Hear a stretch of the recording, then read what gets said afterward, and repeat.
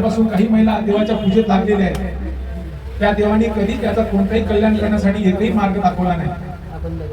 आणि ज्यांनी मार्ग दाखवला त्यांनी कधी सांगितलं नाही की माझ्या नावाचा ओ करा.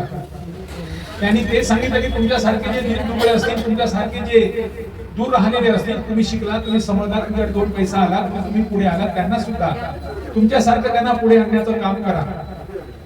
ज्या महामानवाचं आपण नाव घेतोय, त्या महामानवाबद्दल एवढं बोलतोय, त्या महामानवाला आपली काहीच गरज नाहीये.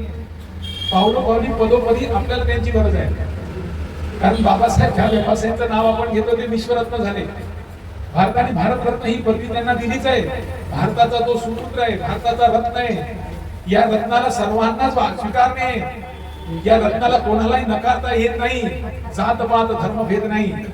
तो या भारताचा, भारतमधला एक रत्न आहे. त्या रत्नाने दिलेला जो मार्ग आहे, तो दिशा आहे, तो सर्वांच्या कल्याणी आहे. त्या दिलेल्या मार्गावर तुमच्या आमच्या जीवनामध्ये आज आमच्या भटक्या तुटक्या महिला जे म्हटलं, तुम्हाला घुगरं घातलं असं मोठं फेटा घातली असेल, काही सुटा फुटा थाटा माटा दिसते, कशाची देण आहे?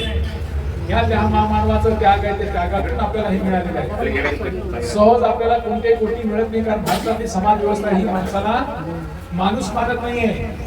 या समाज व्यवस्थेमध्ये माणूस म्हणण्याची, माणसाला माणसाचा दर्जा देण्याची, ही रुजवण्याची काम त्यांनी केलेलं आहे. त्या रुजवण्याचं काम करणाऱ्या महामानव आपल्याला एवढी संधी दिली आहे. त्या संधीचं सोड करण्याचं काम सर्वांची जबाबदारी आहे.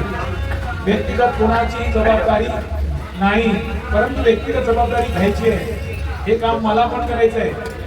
कारण येणारा काळ तुमच्या आमच्यासाठी, घराघरात तुमचे भांडणं होतील, द्वेष वाढेल. कोणी तुम्हाला सांगणारा नाही की तुमचा द्वेष कोण काढेल. तुमचा द्वेष काढण्यासाठी तुम्हाला तयार व्हावं लागेल. त्यासाठी धर्माशिवाय पर्याय नाही. धम्म हे चांगलं जीवन जगण्याचा मार्ग सांगते. जो माणूस धम्माला जाणतो, एखादा माणूस एखादा उदाहरण आपल्याला देता येत नाही की तो धम्माला माणूस खड्ड्यात गेला, बुद्धाच्या मार्गी आला, खड्ड्यात गेला. एकही उदाहरण कोणत्याही माणसाने दाखवावं. एकही असं उदाहरण नाही. जे माणसं बुद्धांच्या मार्गी आली त्यांचा कल्याण झाला. जास्त लंबा आपल्याला दूर न पाहता आपण आपल्या महाराष्ट्रातच पाहू. महाराष्ट्राकडे पहा. महात्या मार्गी आले, सुधारले. मार्गी नाही आले, तिथंच आहे. स्वीपर तिथंच आहे. एवढ्या जातीपैकी एकच जात किती सुधारली. यांना आरक्षण, त्यांना आरक्षण होतं. आरक्षणाचा डबडा वाजवला नाही. त्यांनी शिलांचं जपणूक केली, शिलाचं संगोपन केलं आणि शिल सारखे शिलवान म्हणून वागायला लागले. म्हणून आज हा समाजामध्ये बदल दिसतोय. या बदलांसाठी सर्वांची जबाबदारी आहे की हा माझ्या झालेला बदल माझ्या बांधवात इतरात व्हावा. इतरात बदल होण्यासाठी अशा प्रकारे संगोपनी कार्यक्रम होत राहणे गरजेचं आहे. यानंतरचा पुढचा कार्यक्रम त्या तारखेला हाडके सरांच्या घरी, हाडके सरांच्या घरी आपल्याला येणारा पुढची 22 तारीख आपण हाडके सरांच्या घरी करू. त्यानंतर सर्वांनी आपापल्या तारीख ठरवून द्यायची आणि आपण आपल्याकडे निगडीत राहिली. सरांनी आता काल आपल्या बाराती सरांची चर्चा झाली. शेवटी इथे आहेच ना.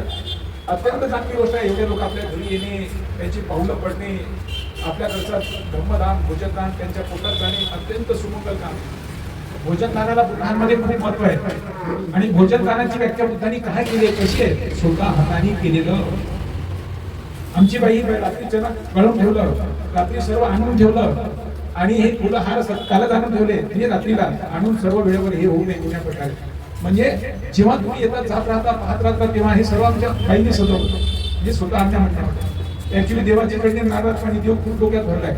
पण हळूहळू तुमच्या संगती, तुमच्या लोकात, आमच्या लोकात एकत्र राहिल्यामुळे माणसाला कळतं कसं बदल होतं, आपण कसं केलं पाहिजे. बाईने सुद्धा बाहेरचं काम करताना इतरांसाठी सुद्धा बोलायला शिकलं पाहिजे, बोलण्यासाठी वाचन केलं पाहिजे. वाचन करत राहिलो तर आपल्याला बोल होऊ शकतं. त्यामुळे हा सुद्धा घरात केलेला एकमेकाकडे चांगला मेसेज जातो आहे. आणि आज आपण जो केलेल्या कार्यक्रमाची रेकॉर्डिंग होते, महत्वाचं आहे. आणि तुमचा रेकॉर्डिंग कार्यक्रम हा इतरांच्या तुमच्या घरी अविस्मरणीय राहतो. हा जो कार्यक्रम असतो, आता लीलाताईच्या घरी झाला कार्यक्रम, अविस्मरणीय झाला. गुचुंडेच्या घरी झालं, अविस्मरणीय झालं. त्याच्या घरी काल आपल्या परवाला आपल्या लक्ष्मणराव उमगच्या घरी झालं, अविस्मरणीय झालं. त्यांच्या कुटुंबातील लोकांनी पाहिलं, आजूबाजू त्यांना म्हणायला लागले आम्हाला तुम्ही सांगितलंच काय. म्हणजे आता त्यांनी सांगितलं, त्यांनी म्हणायला पाहिजे नसं आम्हाला पुढचा कार्यक्रम कुठे व्हावा येतो. म्हणजे जरी आमचं येणं नाही झालं तर पुढील कार्यक्रम कुठे ते सांगितलं. आणि त्याचबरोबर जे जोडीनं आलं असेल त्याचा आपण सन्मान करू. जोडीने येण्याचं शिकायचं आहे. त्यामुळे शक्यतो बाईनं बापूला आणायचं, बापूनं बाईला आणायचं. दोघांची जोडी आली मित्रांमध्ये हे जाईल ती वाचायला आपण गेलो पाहिजे. त्यामुळे आल्यानंतर काय होतं की नवीन माहिती मिळतं आणि आपण किती सांगत बसलो तरी त्यांना काही कळत नाही काय चालू आहे काही नाही. प्रत्यक्ष आणे पाहणे त्यात फरक पडतो आहे. म्हणून आपण या कार्यक्रमाची सातत्याने सांगड चालू राहिली पाहिजे, येत राहिलं पाहिजे. त्यांच्याकडे आता शक्यच नाही, काहीच पर्याय नाही, त्याला काही बदल नाही, त्याला काही त्याचा उपाय नाही. आता कधी कधी काही आपल्याकडे आजी असतील त्यांच्या मनात करायचं आहे पण सूनच ऐकत नाही, पोरगंच ऐकत नाही. काय करू बाबा, अडचण असते ना, त्याला पर्याय नाही. त्याच्यावर काही पर्याय नाही. तुमचा जो आहे मनाचा सन्मान आदर आहे ते मानत नसेल त्याला काही पर्याय नाही. परंतु ज्यांच्याकडे सर्व बाबी शक्य आहे, सर्व करू शकतात, त्यांनी थोडा प्रयत्न करायचा की आपण आपल्या घरी केलं पाहिजे. चार लोकांचे पाऊल लागली पाहिजे.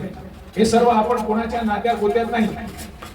जर नात्यात असतो कोणाचं काही असतो, धम्माने आपल्याला नातं जोडलंय, धम्माचे बांधव वाढतात, धम्माने आपल्याला जोडून आपण घरापर्यंत पोहोचलो आहोत.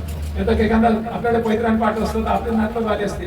आता आपण धम्माचे नातं गाव, धम्माने जोडलेले धम्मबंधू आहोत. कोणत्याही वेळी कोणत्याही रात्री कोणाकडे कोणत्याही कार्यक्रमात कोणतेही संकट कोणत्या अडचणी धावून जाणारे आहोत. म्हणून धम्माने जोडलेले बांधव अति महत्वाचे आहेत. ते पाणी नाही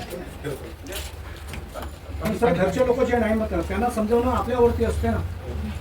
आपण जर घरचा प्रमुख असेल आणि घरचे लोक आपले ऐकत नसतील तर ते बरोबर नाही होत. बरोबर. आणि पर्टिक्युलर धम्माच्या बाबतीमध्ये वगैरे. आणि हे जे आता नाश्ता वगैरे करत नाही, हा सुद्धा एक धम्मदान आहे. आपल्या लोकांना बोलावून त्यांचं स्वागत करणं, त्यांना हे करणं हे धम्मदानामध्येच आहे. काम आहे आणि असं काम होणं म्हणजे तुमचा एक जीवनातला एक मोठा प्रसंग आहे. एवढे माणसं अशी आणि सर्व धर्मजीवन जगणारी माणसं स्वतःहून आलेली आहेत. नमस्कार दोस्तों, हमारे न्यूज़ चैनल न्यूज़ इंडिया को लाइक कीजिए, शेयर कीजिए, अनसब्सक्राइब कीजिए. हम मिलेंगे फिर. धन्यवाद.